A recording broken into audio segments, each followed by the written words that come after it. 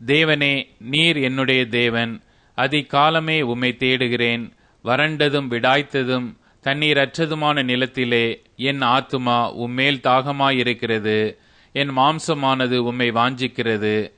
இப்படியே பரிசுத்த ஸ்தலத்தில் உம்மை பார்க்க ஆசையாயிருந்து உமது வல்லமையையும் உமது மகிமையையும் கண்டேன். ஜீவனை பார்க்கிலும் உமது கிருபை நல்லது. என் உதடுகள் உம்மை துதிக்கும்.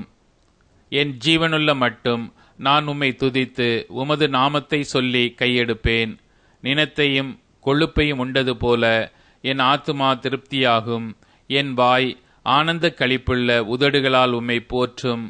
என் படுக்கையின் மேல் நான் உம்மை நினைக்கும்போது ராச்சாமங்களில் உம்மை தியானிக்கிறேன். நீர் எனக்கு துணையாயிருந்ததினால் உமது செட்டைகளின் நிழலிலே களி கூறுகிறேன். என் ஆத்துமா உம்மை தொடர்ந்து பற்றி கொண்டிருக்கிறது. உமது வலது கரம் என்னை தாங்குகிறது. என் பிராணனை அழிக்க தேடுகிறவர்களோ பூமியின் தாழ்விடங்களில் இறங்குவார்கள். அவர்கள் பட்டயத்தால் விழுவார்கள், நரிகளுக்கு இரையாவார்கள்.